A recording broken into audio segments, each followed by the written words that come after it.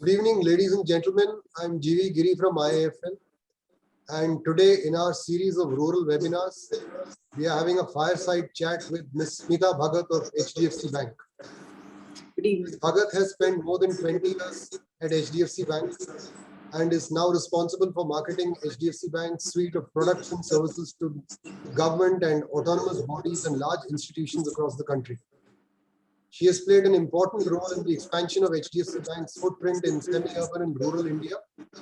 She has managed the partnership of HDFC Bank with Common Service Centers, a Government of India enterprise that has worked on creating banking ecosystems for healthcare and education in rural India. She's on various governmental and industrial committees focused on the rural economy. She's an NCOM and she completed her executive MBA from IIM Ahmedabad. Smita, thank you today for giving your time and welcome to this session. Let's start off on a positive note instead of COVID with a few anecdotes from you about what makes you bullish on rural India over the long term. Isn't it more costly to service given that income and spending power concentration follows the 80-20 rule? Thank you, Giri. Good evening, everyone. Let me start with giving you some statistics to just say that why I am bullish towards rural India. India with more than 6 lakh villages, 2,54,000 panchayats, 1,40,000 odd panchayats optic fiber network has reached. We have 3.15 crore traders in semi-urban rural India, more than 11 crore farmers. 70-75% of the schools are there in semi-urban and rural areas. Almost 60% of our colleges are in semi-urban and rural. Almost 40% universities are there. You will be even surprised that even in the medical or healthcare space, 70% of our hospitals are in semi-urban and rural areas. 60 to 70% of our population stays there. 1.5 trillion is rural, semi-urban and rural economy.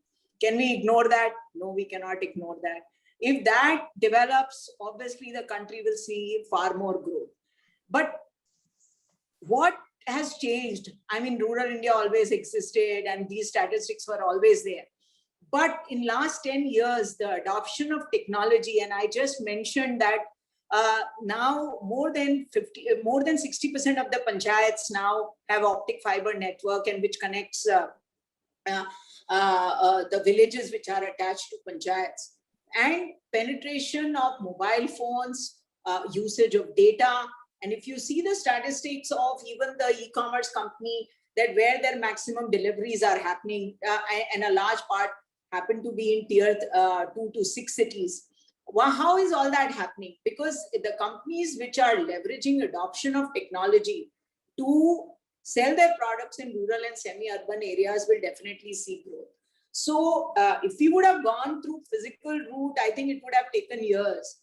But today, since a mobile phone is there with almost everyone in the villages and smartphone penetration is increasing every year, that makes it, creates an opportunity, and especially for banks. And we saw this 3 years back, and that is where we partnered with Common Service Centers, that they have a presence in almost 90% panchayats in the country, and they are completely on digital infrastructure. And last 18 to 24 months, we have spent in integrating our product, banking product APIs with them to ensure that whatever products we are getting in Delhi, Bombay, or even in metros, gradually are available, all of them are available in rural and semi-urban areas.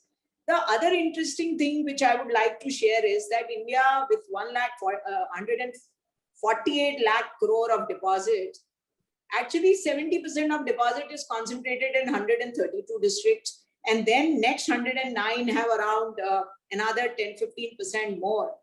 And you are seeing this percentage growing. So if you see growth in those 109 districts plus the ones where the growth was slower, you will see growth in economy. Then with open credit infrastructure, I mean, OCAN and account aggregator be getting approved by government and RBI, the 6 to 8% penetration of credit which is there right now, I'm talking about organized credit, with that coming in and NBFCs, banks having developing capabilities of extending credit based on cash flows, bank statements, etc. Even if that doubles, look what can happen to the economy. So that makes me very positive, and I personally believe that's my personal take, that last 10 years belong to digitization, adoption of technology, etc. Next 5 or 10 years will belong to companies who get their digital strategy right on these rural and semi-urban locations. Because while deposits and your volume business comes from, or the high ticket business comes from metro and urban, but the growth and quantum growth, delta growth will actually be seen in semi-urban and rural. What about the spread of the population? In years past, when we have spoken to banks, we've been told frequently that the aggregate business from a family is not so much as to justify the extra cost of reaching them. So can you give us some anecdotes in which you've seen the cost barrier being overcome? And why is it now profitable for you to take this? So just to answer same thing, I mean, earlier you had to reach physically. Today you don't need to have a physical outlet or reach out physically to them. I mean, today they can open an account, they can get credit completely on digital mode. And I'll just tell you, there are enough and more examples, and I'll share with you. I mean, all of us are aware that last year, when we went into lockdown in the month of March, and all of us were fortunate that we were living in big cities where our basic requirements, groceries, etc., were getting delivered to our home. But the lockdown was there in villages also. I mean, how do they get access to the basic needs or food, groceries, etc.? Now that is a time, and which is what makes me again very hopeful about rural and semi-urban areas. Common service centers developed a model of e-Grameen store. Now, what is e-Grameen store? So what they did was that locally, whatever was available, I mean, you saw that, they would go get those Parle-G biscuits, procure vegetables, fruits from the local vendors. If they were in coastal areas, get fish and the fish, prawns, etc.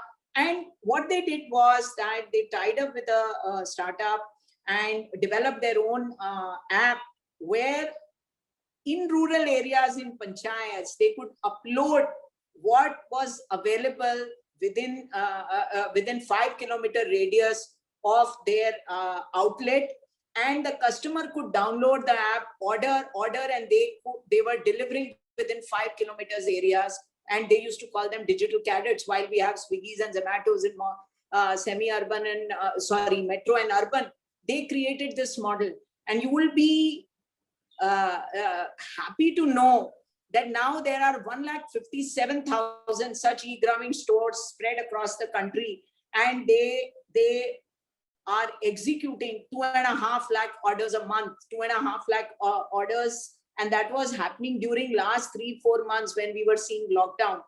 And this is an interesting way that look how you are creating employment, how you are creating income for people locally, because otherwise the vegetable and fruits, where do they go and sell?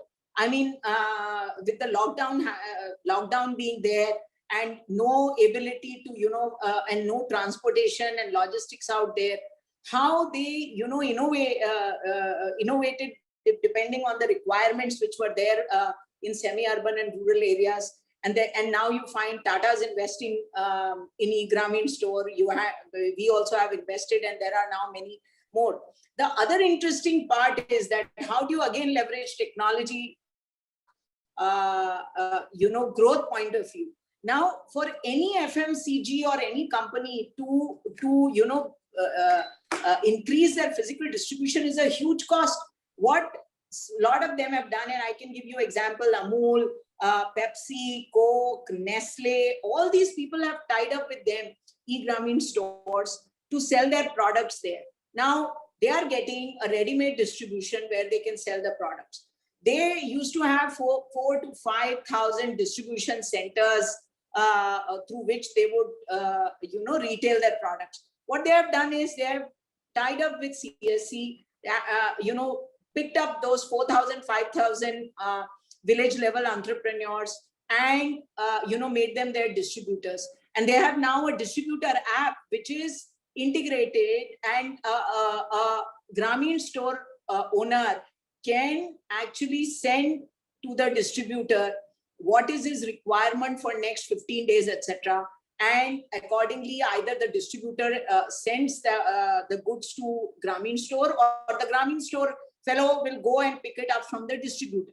Now, this is something which will help all the bigger companies to distribute their products in semi-urban and rural areas, and also create their distribution. Now, this is as far as big multinationals, etc. are concerned.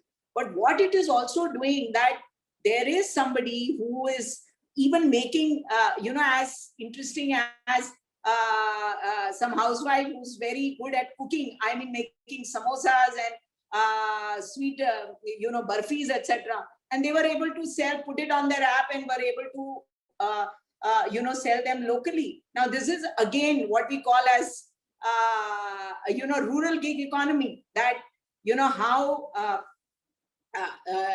circumstances made them innovate, and adoption of technology helped them to sell their products, and how in rural areas, people were able to, meet the requirements. Now, latest, Renault has tied up with them, Renault cars. And imagine in rural areas, somebody is able to, somebody's wanting a car. Here, HDFC Bank is there to give a loan, and you are able to meet the requirement, and the dealers are delivering them at their centers. So look what can happen in coming times as far as delivery of four-wheelers and two-wheelers are concerned.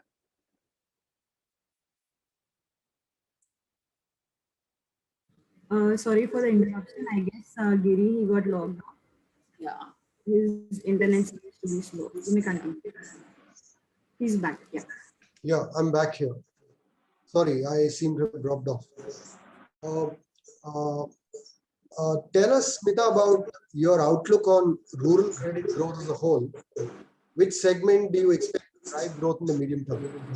Yeah, so what we are seeing and what has been experienced of last, I think 18 to 24 months, and I would say right now, in last 2 months also, as things last 2 months, what we were preparing, and as the lockdown started easing, two-wheelers obviously seeing growth. Gold loan is seeing a growth with good monsoon expected, and good agriculture produce, on that side, the food growth is supposed to be better than normal. So, and the sowing season with the expectation of good monsoon, the tractor loans saw good growth. Then consumer durables, again, consumer durables is seeing a good growth. So on the consumption side, these, and then on the agri side, etc., the agriculture equipment loans and tractors have seen growth. Now, one could say about gold loan and personal loan also saw growth, because there was a requirement on the healthcare side also for people to meet their healthcare expenses. Because I think while we talk about a lot about positive, there was huge stress as far as health infrastructure and the expenses on health side were concerned.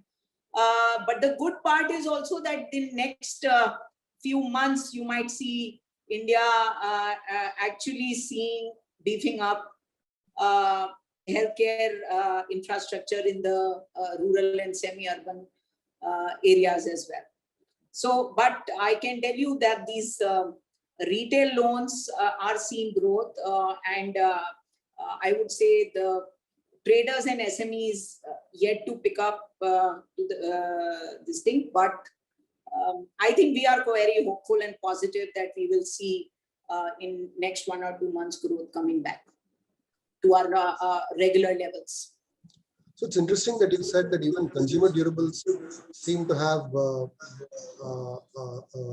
seem to give you reason to be bullish about, because last week we had Mahesh Vyas, who's the head of CMI, speak about how many job losses there have been, and he suspected that the bulk of the job losses were non-agri rural. So have you seen something which is in the last 2 years in agreement with this statistic? So non-agri rural, yes. So let's divide how our rural economy is. So today, 40%, while 50 to 60% agri might contribute on employment, it contributes 30 to 35 to 40% as far as GDP is concerned. Then you have consumption and you have services economy. Now, on the education, healthcare, FMC, food and beverages, and all these sides, the impact, especially because a large part of this is government in semi-urban and rural areas. So at least there one has not seen. But yes, on the trader side, and a large number of our states are also dependent on travel and tourism. They obviously have seen impact. Now, when I say consumer durables, let us all understand a large part of consumer durables in India are, mobile phones, and also with gadgets. I would say electronic gadgets, because when the school started going online, people started working from home, and a lot of people going back to their hometowns, etc., working from home. This thing. Then what we see that with all this, and especially in last few weeks, demand for consumer products in rural areas is there. And I again repeat that the segment, we usually talk about agri when we talk about rural. We forget that there is a large consumption and merchant ecosystem out there. As I give you some stats on education, healthcare, services, these sectors, because largely, if you see the employment in rural areas, government is the biggest employer, because you don't have big industries out there, and will be SME segment. So that's why you can see that while the biggest stress in rural was related to medical infrastructure, yes, the job losses have been there across, but people, I mean, there is government where, a lot of us have been focusing on government employees, etc., to extend credit. Earlier, these municipal schools, primary healthcare centers, community healthcare centers, I don't think so we had looked at them as a segment, but they form a large part of employed segment in semi-urban and rural areas. And it's a big target segment for consumption, banking products, etc. Understood. Talk to us about your journey and how you started spotting the opportunity for HDFC Bank during your travels to rural India. Oh yes, now I can say easily that I have traveled almost at least 25 states, I would say. When you travel and when you go in interiors, that is where you find out that, what are the opportunities we are missing out. So starting with, visiting these common service centers, and which it struck that, entire, all of them are on digital infrastructure. And then realizing that, look, today you don't need degrees, you need somebody, if you see today, the adoption of technology and the usage of data is highest in rural areas. And to me, the interesting part was that when you go there, and you find these people in rural areas now making payments through UPI. And you know, not buying a television but wanting to buy data because they want to see Netflix. I mean, that is something everybody thinks this is restricted to metro and urban, but that's not the case. Then you go there, and how they are able to even use social media for, you know, getting customers. A large number of people which you see in social media actually are from rural and semi-urban locations. And I can tell you these with experience, with these 254,000 panchayats where the common service centers are there, 80% of the village level entrepreneurs today are on some kind of social media. So their awareness levels are very high, and their adoption. So when you go, interesting thing was that when I went to Manipur, you found a market totally run by women. I mean, I have not seen anywhere in India that a market which is totally run by women. Every single product and what kind of marketing skills, what kind of innovation they were bringing in, and how they were getting crowds in. And there we had a large number of these VLEs who were actually having a turnover of 25-30 lakhs. And that was very, very interesting. Then in Andaman and Nicobar Islands, you find there were some 22 VLEs who had a turnover of around 40-45 lakhs. Now that is something we never think about, because unless you go, you figure it out. And these common service centers were set to deliver government services to common man. And so they will have footfalls, because somebody will need something as far as basic as you know, even if you had to make a domestic remittance, you want any certificate, you want to apply for education, colleges, etc. They would there is a portal through which you can apply birth certificate, death certificate, marriage certificate. Everything is they retail close to 350 odd services. They are bound to have footfalls, and then how they leverage these footfalls to generate business by doing various activities, depending on your hunger and your ability, how these guys were creating employment. You know, today with common service centers have around 10 lakh people who are working around these places. So look at what adoption of technology has done, and how these people are so fast. You don't need to do any training with physical training or a classroom training. You create sorry, you create videos, e-learning module, and through which they learn and implement. So all our APIs which we integrated, I mean, they were doing everything online. And we have already in last few months sold more than 1 million products through these VLEs. When I say that education is getting disrupted, I'll give you another example. I went to their rural BPO, which was run by women, because they used to do all these callings and all. We talk about cross-sell activation. So they had set up a rural BPO to do that. And there I went and met somebody when the owner of the lady who was managing that rural BPO center, she gifted all of us, you take these bulbs. And so we all said that we want to pay for it. And she said that these two girls have manufactured. So I started talking to them and asked them, have they done any diploma? What have they done, etc.? No diploma, nothing. 10th class pass.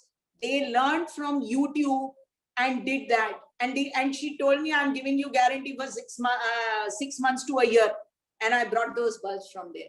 Now, this is what is rural India. You may not have degrees, but look at the hunger to learn and do something. Now, I know I may be, being more positive, but I am seeing these signs, and I'm not discounting the fact that we have problems. We are a complicated, complex country. Each state is a country in itself. But unless all of us see the positive side and support and work towards leveraging that positive side for business, people may not see the growth. Kitna aaya metro and urban se? I mean, Somewhere where the larger population and economy lies, we need to see what works out there. So, Smita, you say that education is not a barrier, awareness levels are amazing, but we see that the credit penetration in rural India has not yet taken off. So, what is the obstacle you think needs to be overcome incrementally? So very simple. You need to have simple user journeys for any product you do. So like I can tell you with experience, 18 months back when we started and we integrated our APIs, we had a whole lot of problems that, sometimes there would be connectivity issues, sometimes the understanding issue, and the journey would not get fulfilled for loans, etc.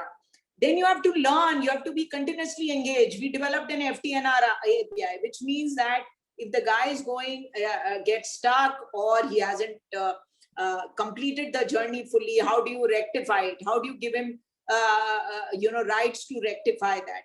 And if today in rural India, you can have a simple journey, you have your Aadhaar and PAN card today, almost everyone has it. Okay, Aadhaar card, definitely everyone has it. If he doesn't have Aadhaar card, you don't even have to, pitch him any business, etc. Most of them will have a bank account today, thanks to Jan Dhan, etc. And I'm sure you are aware of that the Jan Dhan book today in India is much, much above 1 lakh crore. Okay, and this is just a few years into it. And this is something which is more for nationalized bank. If you combine private sector banks, etc., it will be much more. So as analytics, technology interventions are being developed by the banks and financial institutions, you will see in our bank we have more than 50% branches in semi-urban and rural areas, and all of them contribute. They have targets for credit and they have been contributing very well. The important thing is that, are you understanding what the rural consumer is? Are you ensuring that his requirements are met according to his needs? Do you need to change the payment cycle to make it friendly depending on what his business is? Can you make the products available to a large number of employed population out there? Because earlier they did not have access. Now, today you tell me a teacher earning 50,000 rupees in Bombay and a teacher earning 50,000 rupees in a village called Barabanki, who has more disposable income? And that is something we need to reach out. And that is where, because today they are far more aware, they understand, because whatever is accessible to people in metro and urban, same thing is now there in villages. They know about products and services. They have cable, they have internet, they have television, everything.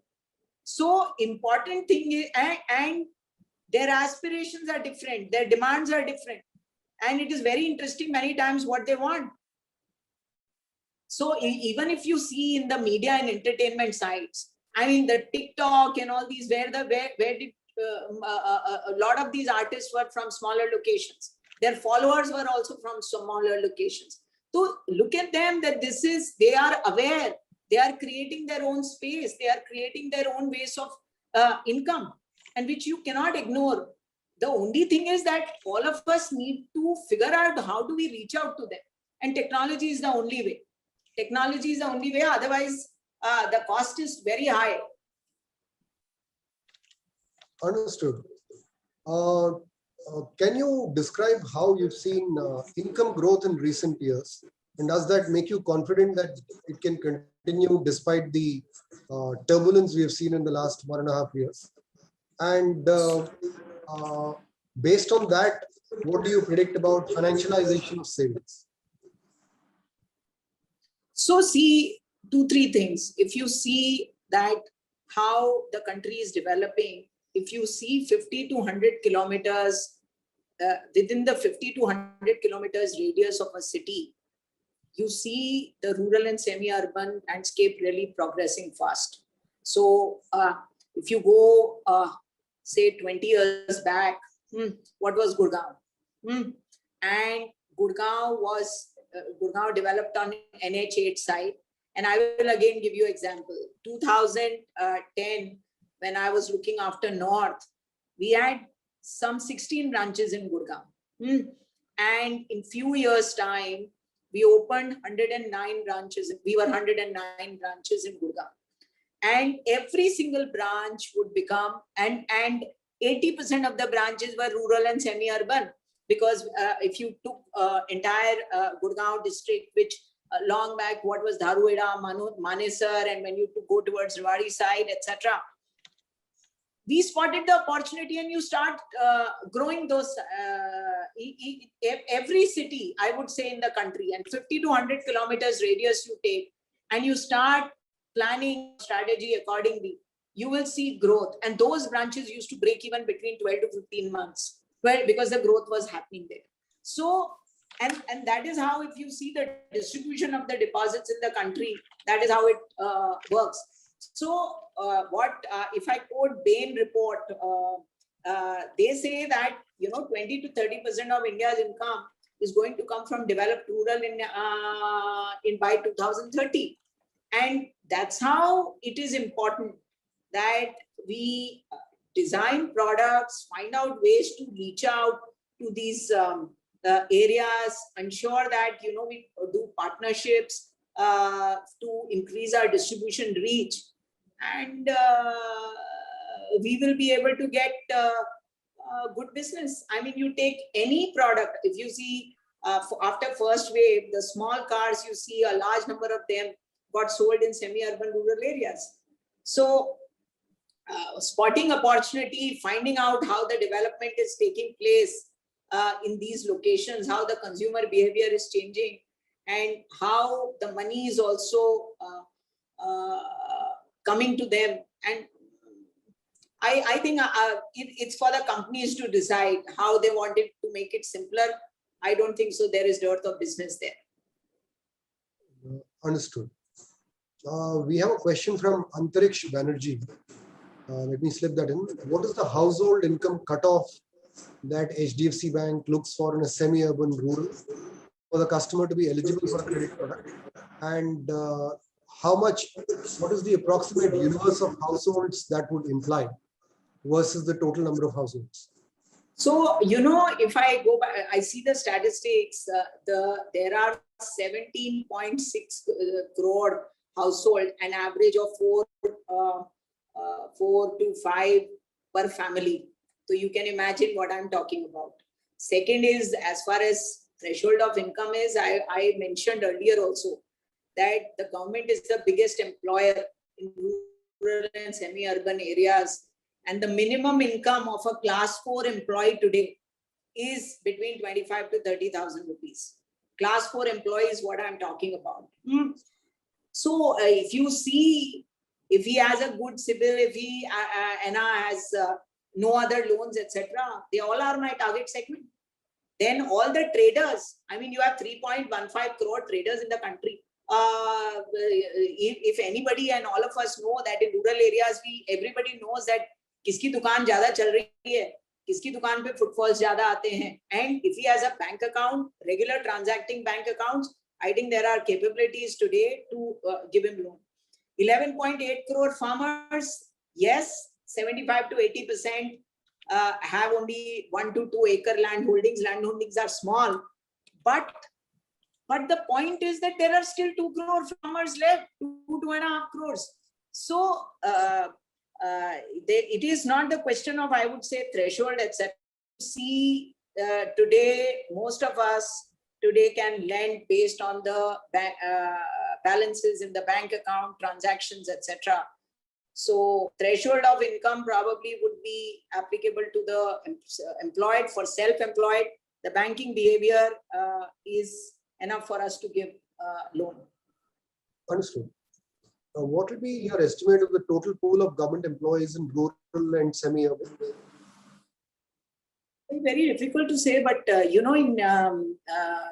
if you say that 50%, अगर आप लेते हो कि rural और semi-urban में 50% employed and 50% self-employed है, so at least 80-85% would be employed population would be government, because I'm not talking exceptions that would be around Gurgaon, Bombay, Pune, etc. But if you go to the districts, other than 150 odd districts where the large concentration of deposits are there, because see, every collector, we have close to 715 districts, and we would be around 740 in coming times as per the statistics available. Every district and collectorate would have certain set of government departments which will have employees. Now, depending on the size of the district, it would increase. So I would say that 75 to 80% of the employment in semi-urban rural actually would be government, because agri and everything else comes in self-employed. Right. Smita, a couple of days back, last week, we had one infectious diseases specialist who came and spoke in this series of webinars. And his view was that the whole country has largely been infected. And now, for the next 6 to 8 months, we are not going to see any more infectious waves. Given that, what would be your outlook for asset quality, default risk, etc., for the system in the next 6 months or so? So my answer would be that, look, we are living in very uncertain times. It is extremely difficult to predict. While nobody thought that second wave would be so, dangerous, where everyone knew somebody who was impacted. The other thing is that, while some people talk about ki third wave nahi hoegi, others are saying third wave hoega. And I don't know the way world is going, that in coming times, what is going to be, how things move, whether it is COVID or any other disease. But the what I would like to say is that what has I would say in India, what could happen in next few months, and that would probably decide about many things, is that in rural, we had probably very, very bad healthcare infrastructure, and we all saw it on television and everywhere, that people dying, the healthcare ecosystem was in tatters, etc.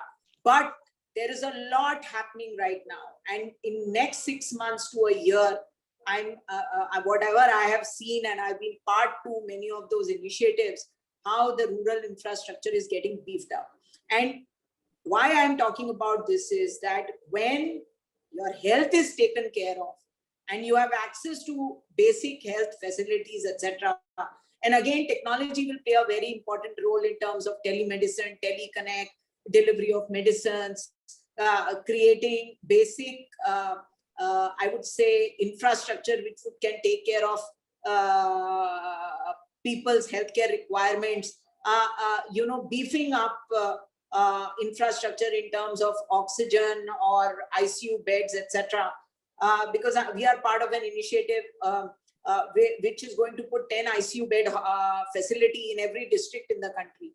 All this actually will help in future how things will happen. So the impact on economy as far as health is concerned will get reduced. On your specific question, it is extremely difficult to predict right now, because while you told me earlier that you met somebody who said that third wave may not happen, but whatever we are hearing, that in our country we have very short memories. Again, as the lockdown is easing, you are still finding people going without mask and again going into crowds, etc. Keeping fingers crossed, hopefully third wave does not happen, but very difficult to predict that. Maybe after first wave it was easier, but after second wave it is little difficult to predict that how would be next 3 to 6 months. But I can say the initial signs of the lockdown easing has been very positive. If I see from bank's point of view in terms of transactions, in terms of our ability to get back to business as usual, because we believe that by July we will be able to hit the regular run rate. But all this, when I speak vaccination, is extremely important. I mean, while one can talk about a lot that how economy is going to can recover, will recover, etc. But I think all of us know at the back of our mind that vaccination is very important. Rural India में vaccination पहुंचना बहुत जरूरी है. And then vaccination happens and brings in confidence. This COVID, this healthcare infrastructure gets beefed up. I think we will have.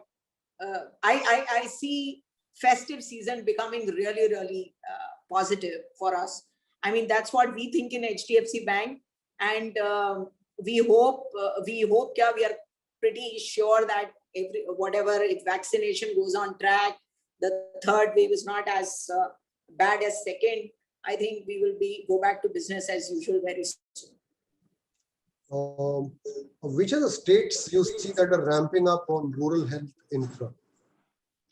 So if you ask me, almost every state, I mean, and there is a lot of help pouring from from Indian diaspora abroad, and they are actually helping the poor states, aspirational districts, because we have around 109 aspirational districts also in the country, where actually the health infrastructure and all the other facilities are also very low.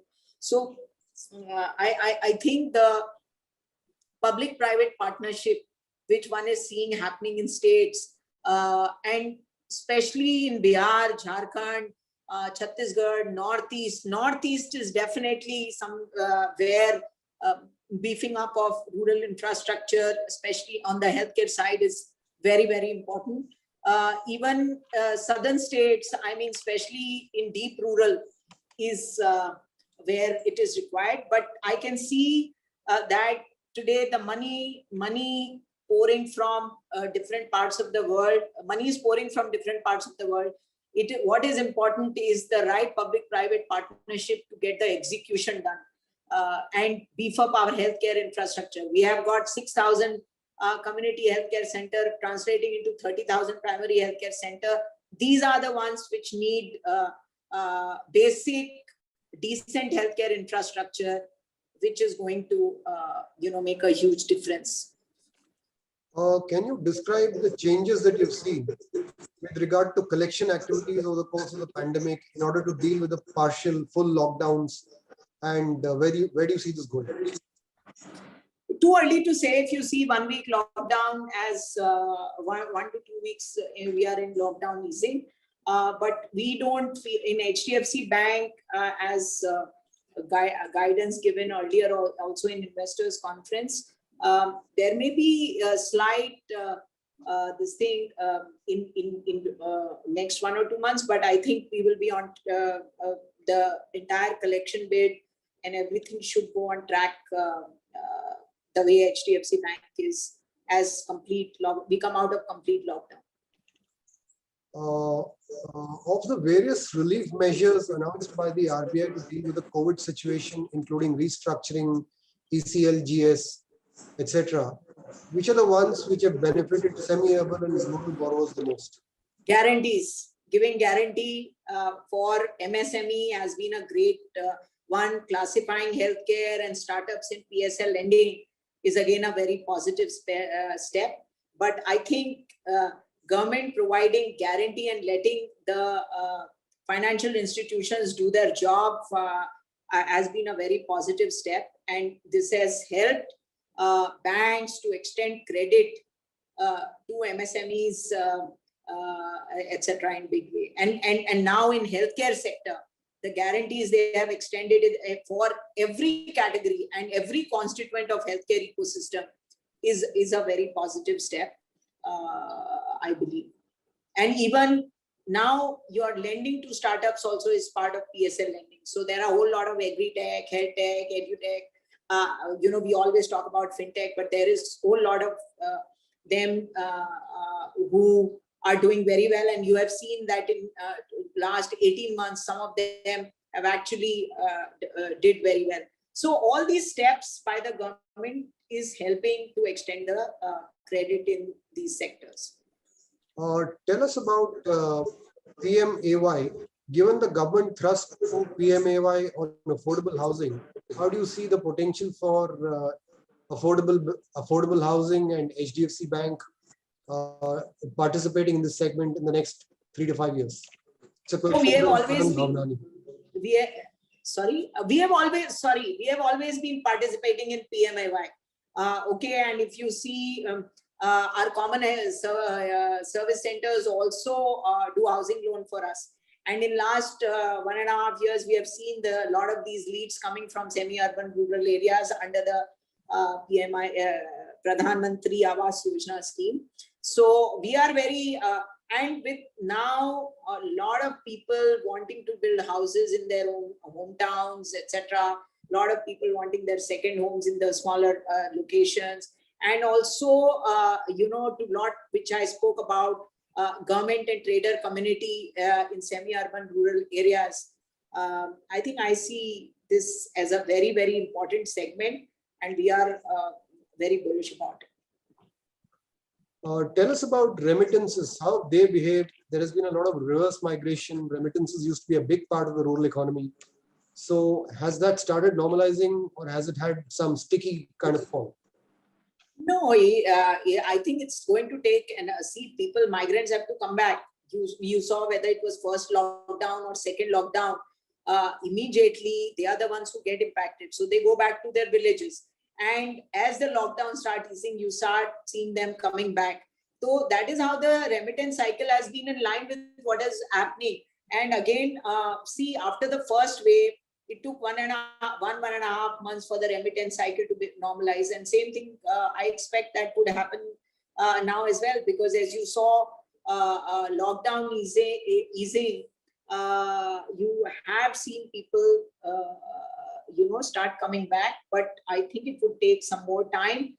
By the time you see a lot of them going back to their work, and that is where you see remittances. So honestly, yes, in last 2 months it was weak because our lockdown was there, but as people start going back to work, that should happen.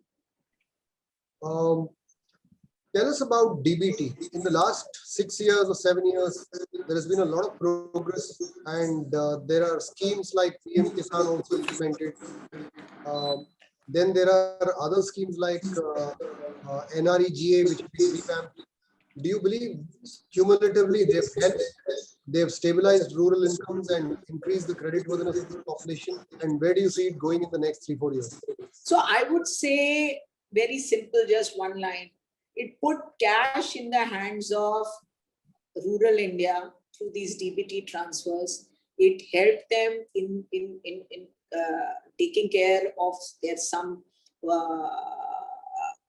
work-related requirements, and also help them in their consumption. So if you see in COVID times what DBT was done, and the money which came into people's account, a lot of it was also used for their consumption. So we all know that we are in a democratic country where populism is given. So that's going to happen. DBT is not going to go anywhere, and it's good. We will see it more and more. You have seen कि farmers के account में कितना पैसा जा रहा है, स्वच्छ भारत में जा रहा है, then education के अंदर it is going for the girl child, etc. So I think this is something which is here to stay, and it helps a certain set of population, because I have personally, when I have visited villages, वो जो Pradhan Mantri Awas Yojana, that the transfer which was there to build the toilets, etc. There were part of the countries which got benefited big time with those schemes. Right. What about the farmer agitation, the government setting the cat among the pigeons with the farm loss, and now the hit from COVID? Do you think all this combines to create a circumstance where the government has to step on the pedal in rural populism, especially because there are a number of elections next year? So is that fiscal tap could be turned loose a little bit, and is that something to worry about? I think, Giri, I would not like to answer that, because we all know what happens. So I would rather not answer because it depends on, I mean, state elections, lot many other things. We all know about farm laws, that, you know, who was getting benefited and where the problem was. So this is something I would refrain from commenting. Sure. We have a question from Anand Bhavnani. Kindly give some color on the bank's plan for microfinance and whether the MFI book is likely to go at a higher or lower rate than the overall growth of the bank. See, I don't look after microfinance, so it would not be right for me to comment. But I think we have a very good franchise. I think probably one can easily say that this is a company within our bank, and till now we have done very well, and they have been growing. Obviously, pandemic, one had to be careful, and you know, accessibility, etc., also had become an issue. But since I don't look after that, I would not like to, you know, comment on that. I'm sorry about it. Yeah. Sure. Tell us about crop insurance, what impact it has had on income stability and credit worthiness in the population that you target. This is one area, you know, something which I'm not very confident with the figures. I would not like to speak about it. This crop insurance is something, you know, difficult for me to comment. I honestly don't have the figures, etc. I can give it to you through Ajit maybe tomorrow or day after. No problem. We have another question. Which loan categories have seen pressure on asset quality? Crop loans, tractor loans, commercial vehicles, construction equipment, two-wheeler, and do you feel confident you will come out of that quickly? Oh yes, confident. You know, it is due to lockdown and various other issues. The stress were there, but our book and our you know, customer categories, etc., I have always been you know, top class. So even whether it's construction equipment or whether it is two-wheelers or any other asset product, I think you know,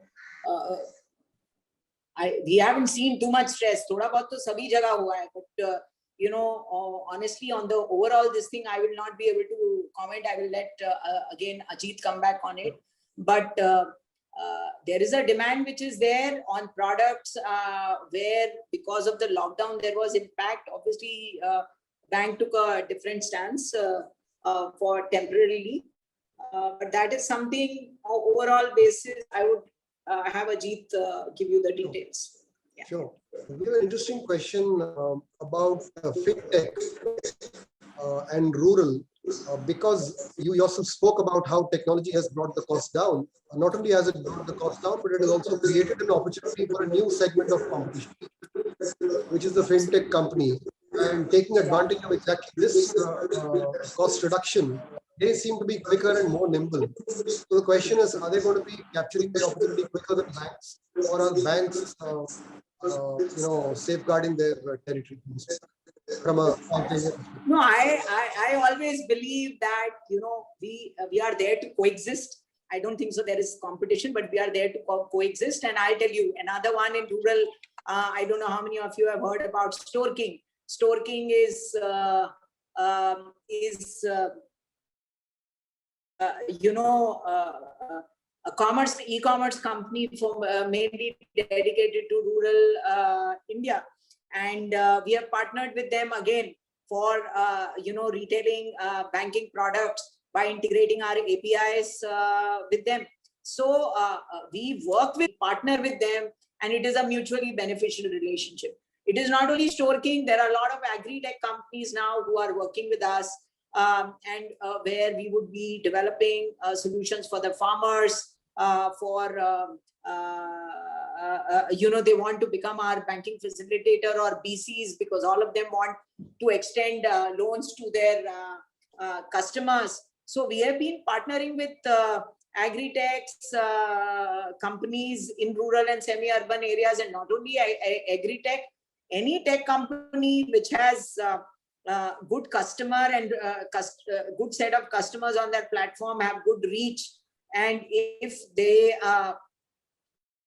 our requirements, regulatory requirements, etc., we partner with them, because that's the only way future. If you have to really scale at a speed and with a size like ours, the only way is to one of the ways, I wouldn't say the only way, one of the ways is to partner with fintechs and see how we can scale up the business. They get benefited from us, and we also get benefited from them. Right. So you see this is a collaboration and not a clash. Yeah, it's not a clash, and we have been partnering with them to actually provide solutions to the government for their a lot of e-procurement in many states happens through our solutions, which we have developed through some of the tech companies, etc. So as I said, it is collaboration and partnering with them. I think there is enough opportunities in India for everyone. We have time for one last question from Preet Arora of Aviva Life India.